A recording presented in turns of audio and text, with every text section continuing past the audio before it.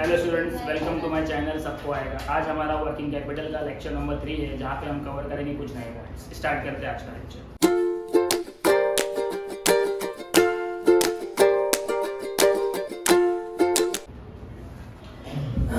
Okay, so class, again I repeat कि आपका working capital जो डिपेंड करता है वो सिर्फ और सिर्फ फॉर्मेट पे डिपेंड करता है। स्टेटमेंट ऑफ वर्किंग कैपिटल एक ही है, जो करंट एसेट्स पे शुरू होता है और करंट लायबिलिटी पे खत्म होता है। वर्किंग कैपिटल निकालने का तरीका हमने सीखा है, current assets minus current liability. अगर स्टेटमेंट की बात करूँ तो इसको याद करना कोई डिफिकल्ट काम नहीं है। सबसे पहले करंट एसेट लिखे जाते हैं। करंट एसेट्स में हमने तीन ही एसेट्स को मेन मान के चल रहे हैं कि स्टेटमेंट ऑफ वर्किंग कैपिटल में लगेंगे। इसमें सबसे पहला आता है स्टॉक, सेकंड आता है डेटर एंड थर्ड आता है कैश।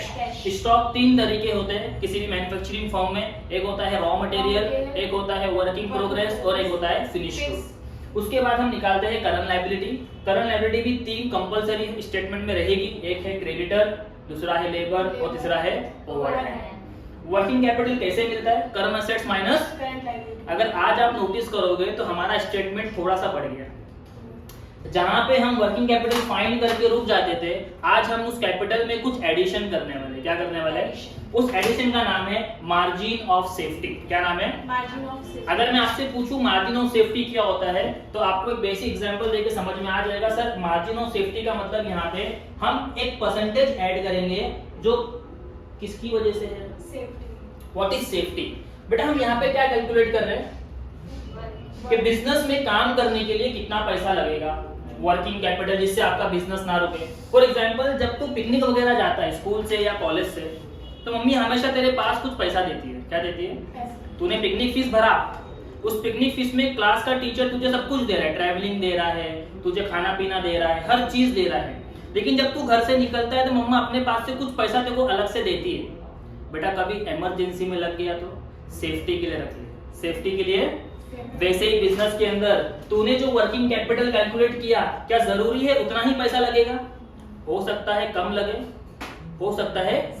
इसलिए इस वर्किंग कैपिटल को हम एस्टिमेटेड कहते हैं। क्या कहते हैं? What is estimated? अंदाजा। क्या लगा रहे हैं हम? अंदाजा लगा रहे हैं कितना पैसा लगेगा। लेकिन कभी ज्यादा लगा तो एक काम करते सर, हम सेफ्टी के लिए इसमें 10% ऐड कर लेते। क्या कर लेते हैं? उसे कहते हैं मार्जिन ऑफ सेफ्टी। ये कम नहीं पड़ना चाहिए, बच जाएगा चलेगा, लेकिन कम नहीं पड़ना चाहिए। तो जब वर्किंग कैपिटल कंपनी निकालती है तो उसमें हमेशा क्या ऐड करती है? Margin of safety. सर, कैसे निकलता है? एंड में सिखा दूंगा, सिंपल। बात समझ में आ रही है? तो फॉर्मेट के अंदर वर्किंग कैपिटल के बाद कभी कभी समझ में क्या आएगा? Add margin of safety. बात समझ में आ गई? चलो क्वेश्चन देखते हैं और फिल करते हैं। ये दोनों बॉक्स याद है? इसके बिना तो ये बनेगा ही नहीं। यहाँ पे हम दो अलग से टेबल बनाते हैं, जिसमें हम पहले निकालते हैं स्टेटमेंट ऑफ कैश और स्टेटमेंट ऑफ WIP। आपको ये याद ही होगा, यहाँ पे परसेंटेज लिखे जाते हैं। रॉ मटेरियल यहाँ पे हमेशा कितना लिया जाता है? 100%। लेबर 50%। ओवरहेड 50%। कोई डाउट? ठीक है, चलो आज का जो क्वेश्चन है SY बीकॉम के लेवल का है। एक एक सेंटेंस को रीड करने का और अप्लाई करने का हमारे टेबल के ऊपर। DK limited provide the following information. सबसे पहला पॉइंट यहाँ पे क्या दिया हुआ है? Project annual material, annual labour, annual overhead, cost of company is 7,20,000, 5,40,000 and 1,80,000। यानी आपको क्या दे दिया? Material, labour, overhead. कितना है मटेरियल? 7,20,000, लेबर 5,40,000 और आपका ओवरहेड 1,80,000। मैं क्या करूंगा? मेरे फॉर्मेट पे जाऊंगा, यहाँ पे रख मटेरियल, लेबर, ओवरहेड लिखा, इसमें जाके फिल कर दूंगा। सीधा कॉस्ट दे दिया है। कितना है मटेरियल? 7,20,000, लेबर 5,40,000 और overhead 1,80,000। Easy. Fill in the blanks. आगे बढ़ो। Point number 1।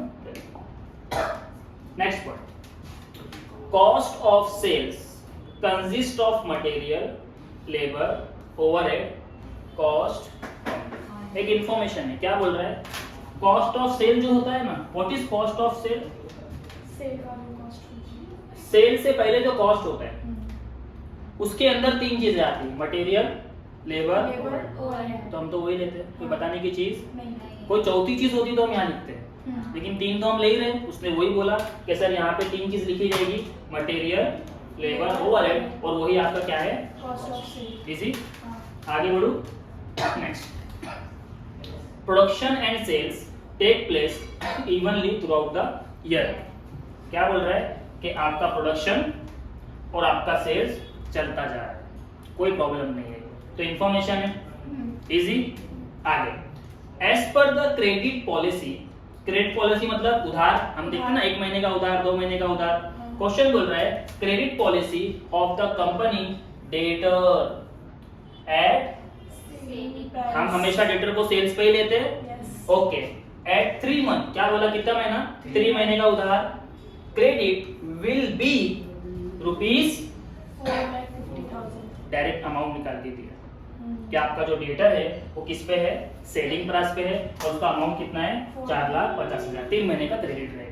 लेकिन सेंटेंस के आगे क्या बोला, देखो, हाउएवर, क्या बोला, जैसे ही क्वेश्चन में हाउएवर आया, मतलब कोई तो झोल है, मतलब कोई तो झोल है। अब झोल क्या है, हाउएवर फॉर वर्किंग कैपिटल, यानी जब आप क्या बना रहे हो, वर्किंग कैपिटल बना रहे हो, statement, investment in debtor, investment in debtor is to be considered at, cost, क्या मतलब, क्या सर आप डेटर को अभी तक किस पे निकालते थे, सेलिंग प्राइस, लेकिन इस वाले सम्स में डेटर को सेल्स पे मत निकालना, डेटर को किस पे निकालना, Cost। यानी जब मैं डेटर का कैलकुलेशन करूंगा तो यहाँ पे जो अमाउंट में लिखता हूँ वो मैं सेल्स का लिखूंगा क्या, नहीं सर, क्वेश्चन ने बोला किस पे निकालना, कॉस्ट पे।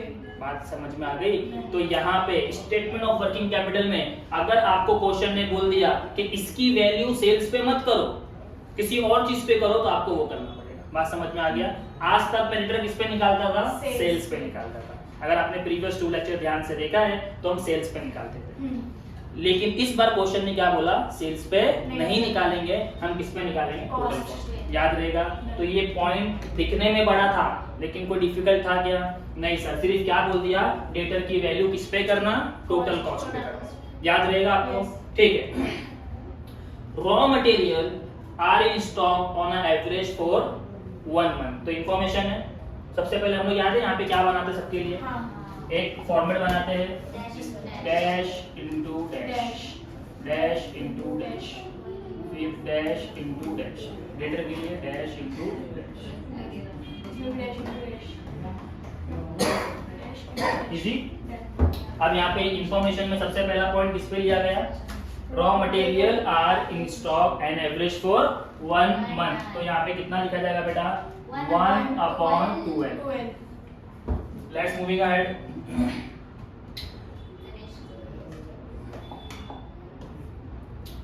Finish good are in stock on average for half month. चल बेटा सलमा, हाफ मंथ लिख के दिखा, कैसे लिखूंगा, बोलो। हाफ मंथ नहीं, हाफ ईयर बोल रहा हूँ मैं।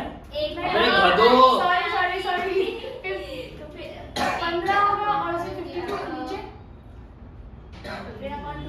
Moin, you are in SY BCom, girls का दिमाग तो घुटने में था ही। हाफ मंथ मतलब 6 मंथ, वाह बेटा, 6 अपॉन, तुम लोग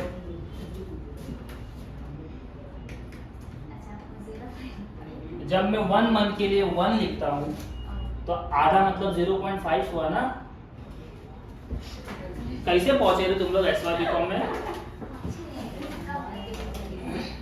चलो अल्लाह का शुक्र है, ये टाइम भी मालूम पड़ा। हाफ मंथ मतलब 6/12, very good. Finish good are in stock on average for half month, तो मैंने फिनिश गुड का ही लिखा भी ना। हाँ, एक मिनट, रॉ मट, हाँ फिनिश गुड का ही लिखना था, बट मैंने वहां पे वर्क इन प्रोग्रेस कर दी। तो ये जो हाफ मंथ है ये फिनिश गुड का 0.5/12, समझा सलमा? हंसी आ रहा है, चुप बैठ गया, मैंने नहीं बोली थी, आप ही नहीं जाते रहे, 6 तू नहीं बोली थी। Credit allow by supplier is to 2 month. Supplier कौन होता है? सप्लायर हमारे सम्स में क्रेडिटर्स। तो इनको 2 महीने का उधार मिल रहा है, तो 2/12 इजी। ओके, नेक्स्ट पॉइंट, ये पॉइंट हो गया ना। Material remain in process valued at cost of raw material plus 50% of labour and overhead on an average for 1 month. Sentence बड़ा है बट हमको समझ में आ गया किसकी बात कर रहा है। वो बात कर रहा है WIP। किसकी बात कर रहा है? मटेरियल रिमेन इन प्रोसेस, इसे हम WIP कहते हैं। क्या कहते हैं? तो आपको पता है WIP के अंदर हम 3 चीजें लिखते हैं, रॉ मटेरियल, लेबर, ओवरहेड। तो क्वेश्चन आपको वो एक्सप्लेन कर रहा है कि भाई जब तू WIP वैल्यू करेगा तो रॉ मटेरियल लेना, साथ में 50% लेबर लेना और साथ में 50% ओवरहेड। हम वही तो लेते हैं। बात समझ में आ रही है कि जो चीज हमको पहले से पता है अगर वही लिख के दी गई तो कंफ्यूजन नहीं होना है, हम कंफ्यूज हो जाते हैं। ठीक है, तो वो इन्फॉर्मेशन है। हाँ, उसकी जगह पे अगर वो बोलता 40% लो तो हम चेंजेस करते हैं। क्या करते हैं? तो जो हम कर रहे हैं वही चीज बोला है तो टेंशन वाली बात नहीं है, बस आपको चेंज करने आना चाहिए। ठीक है, और आगे बोल दिया कि जो भी आप यहाँ पे काम कर रहे हो WIP, ओवरहेड, मटेरियल, इसका कितना महीने का उधार चलेगा? 1 मंथ। तो यहाँ पर आएंगे, लेबर कितना? 1 मंथ, ओवरहेड कितना और WIP भी कितना? 1 मंथ। बात समझ में आ गई? आगे बढ़ो, नेक्स्ट।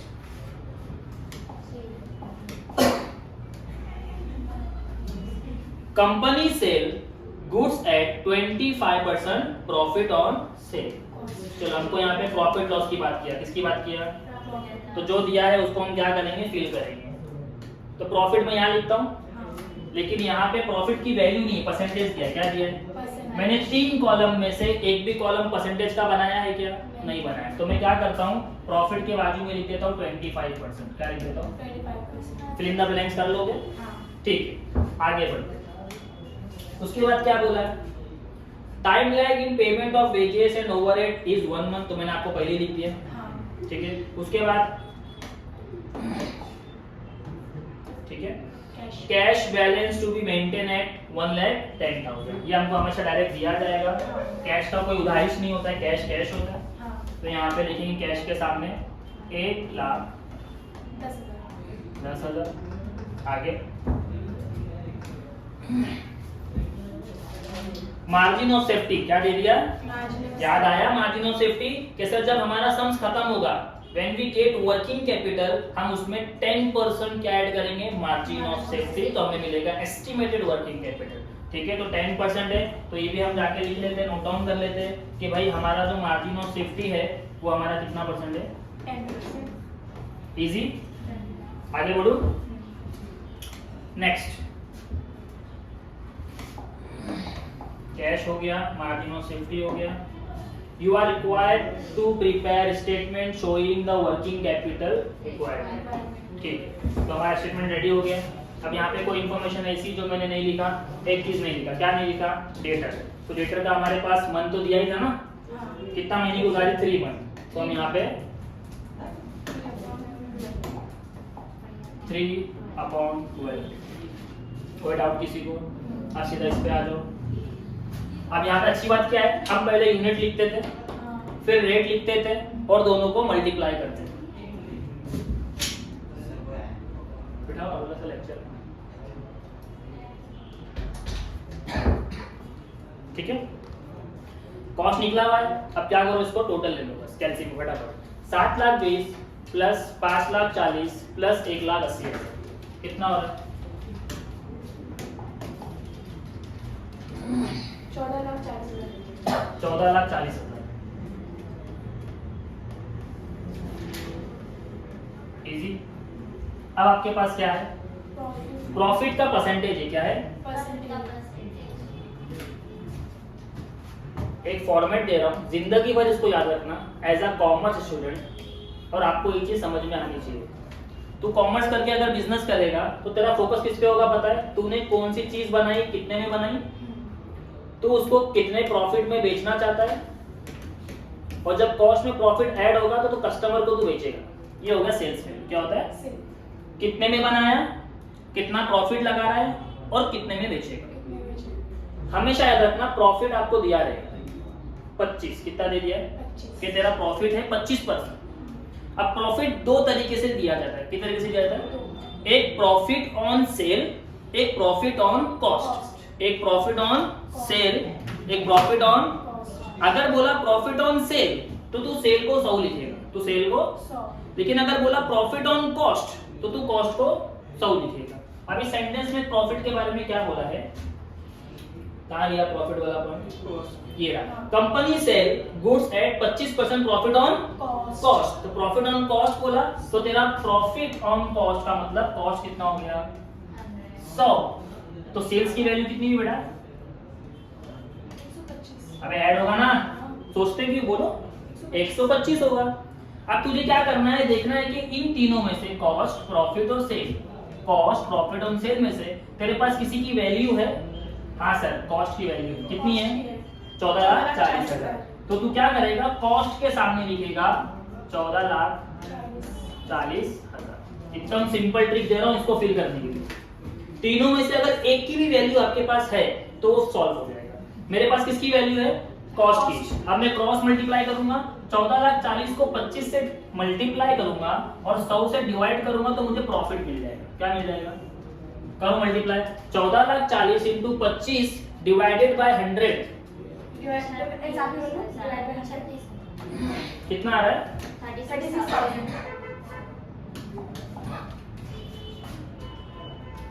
36,000 ही आ रहा है। हाँ। डन। हाँ। तो तुझे क्या मिला? प्रॉफिट मिला। प्रॉफिट आकर के लिख दे। अब तू क्या करेगा? इसमें ये ऐड कर दे, सेल्स मिलेगा। कितना आ रहा है सेल्स? 18 लाख। कैसा लगा? वेरी वेरी इंपॉर्टेंट कि ये जो छोटे छोटे कंसेप्ट बीच बीच में आप समझ के सीखते हो, ये कॉमर्स स्टूडेंट का माइंड होता है। अगर तुम्हारा दिमाग यहाँ लग रहा है मतलब आप कॉमर्स की पढ़ाई कर रहे हो, वरना वो डेबिट क्रेडिट 11वीं क्लास का बच्चा भी करता है। लेकिन आपको समझना पड़ेगा कि जहाँ पे कॉस्ट, प्रॉफिट और सेल्स निकालने की बात आएगी तो एक फॉर्मेट रेडी करना है और वहाँ पे ध्यान देना है सेल्स हमेशा जो होता है, प्रॉफिट हमेशा जो होता है वो कभी कॉस्ट पे डिसाइड किया जाता है तो कभी सेल्स पे डिसाइड किया जाता है। अगर प्रॉफिट ऑन कॉस्ट पे डिसाइड किया गया तो कॉस्ट 100। अगर मेरा इस सम्स में ये बोलता प्रॉफिट ऑन सेल तो मैं सेल्स को कितना लिखता? 100। तो मेरा कॉस्ट कितना हो जाता? 80। बात समझ में आ गया? तो आपको ये समझ में आ गया तो आप ये कर लोगे। अच्छा 18 लाख एक तरीके से और आ सकता था। आपके क्वेश्चन में आपको सेल्स दिया है, अगर आप ध्यान दोगे तो आपके क्वेश्चन में आपको सेल्स दिया है। कितना दिया है? 4 लाख। आपके क्वेश्चन में आपको 4,50,000 का सेल्स दिया है, लेकिन ये सेल्स पूरे साल का नहीं है, ये सिर्फ 3 महीने का। कितने महीने का है? 3 महीने का है। मुझे कितने महीने का चाहिए? 12। जरा इसको क्रॉस करो। 4,50,000 इंटू 12 डिवाइडेड बाय 3 तो भी आपको 18 लाख आएगा। कॉमर्स का माइंड। तो सीए सीएस करने वाले बच्चे ऐसे 10 मेथड उनको पता होते हैं कि मुझे 18 लाख तो लाना है तो मैं कैसे लाऊं, तो उनको सब याद होता है तो वो कोई भी ट्रिक अपना लेते हैं। तो मैंने आपको दोनों ट्रिक क्यों दिया? ताकि अपना माइंड भी क्लियर हो जाए कि हमको अगर एक की वैल्यू पता है और क्वेश्चन में साफ बोला 4,50,000 इज योर सेलिंग प्राइस जो 3 महीने का है तो मैं बोलूंगा 12 महीने का कितना, क्रॉस कर लूंगा। बात समझ में आ गई? पक्की बात है? आगे बढ़ो। ठीक है 18 लाख आ गया। अब थोड़ा सा हम इसको आगे बढ़ाते हैं। रॉ मटेरियल हम कितना लिखते हैं बेटा? हमेशा रॉ मटेरियल हमेशा हम लिखते पूरा, यानी 7,20,000। लेबर कितना है? 50%। तो 5,40,000 का आधा करो 2,70,000। 2,70,000। ओवरहेड 1,80,000 का आधा 90,000। टोटल ले लो। हाँ 90,000। टोटल ले लो इसका।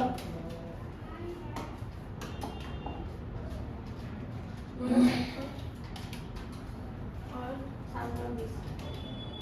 10,80,000। 10,80,000। डन। अब यहाँ पे आ जाओ। फटाफट वैल्यू बताएंगे। रॉ मटेरियल के लिए रॉ मटेरियल 7,20,000,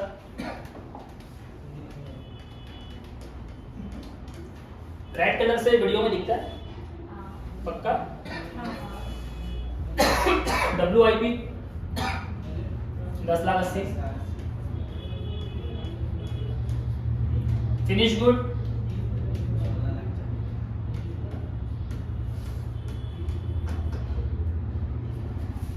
उसके बाद डेटर को हमने इस बार कॉस्ट पे लिया, याद है ना, सेल्स पे नहीं लेना है, तो कॉस्ट भी 14,40,000 है। इस क्वेश्चन का ये हाईलाइट पॉइंट बना। उसके बाद कैश दे दिया है, क्रेडिटर मतलब रॉ मटेरियल 7,20,000, आउटस्टैंडिंग लेबर 2,70,000 कैसे है बेटा, ऊपर से लेने का, ये WIP है, ये सिर्फ WIP है, कॉस्ट ऊपर है, लेबर 5,40,000, आउटस्टैंडिंग ओवरहेड 1,80,000। चलो हम पहले असेट्स पता करेंगे फिर लायबिलिटी पता करेंगे। 7,20,000 इंटू 1 डिवाइड बाय 12 60,000 60,000 आ रहा है।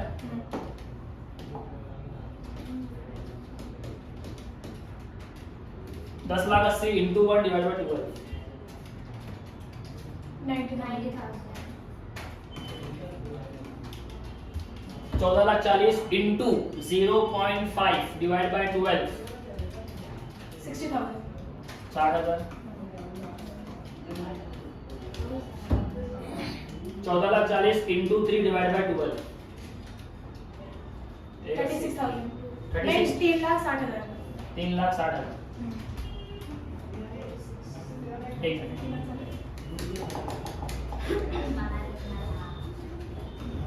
इन तीनों को पहले टोटल करके बाहर ले लो, डेटर का अमाउंट सीधा बाहर ले लो, 3,60,000, 1.5 लाख ना, 1.5 लाख और ये 2,10,000 सही। तीनों को प्लस करके अमाउंट बता दो मुझे। 5-6 लाख, 6,80,000 बराबर है। इसको सॉल्व करेंगे तो ये हो जाएगा 1,20,000 हाँ बराबर। हाँ 5,40,000 इंटू 1 डिवाइड बाई 12 45,000 45,000।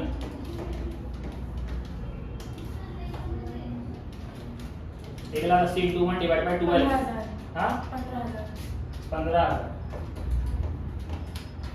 प्लस करो 1,60 70 1,80,000 वर्किंग कैपिटल कैलकुलेट कैसा होता है, current assets minus current liability. 6,80,000 minus 1,80,000 5 lakh आया।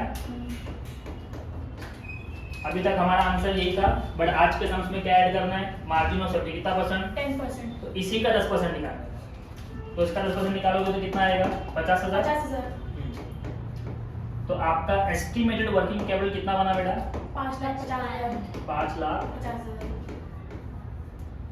इजी था, समझ में आ रहा है, ठीक है। आज के लिए इतना काफी है। अगर आपको वीडियो पसंद आए तो वीडियो को लाइक करें, सब्सक्राइब करें और अपने फ्रेंड ग्रुप में शेयर करें। Thank you so much for watching the video. जितने भी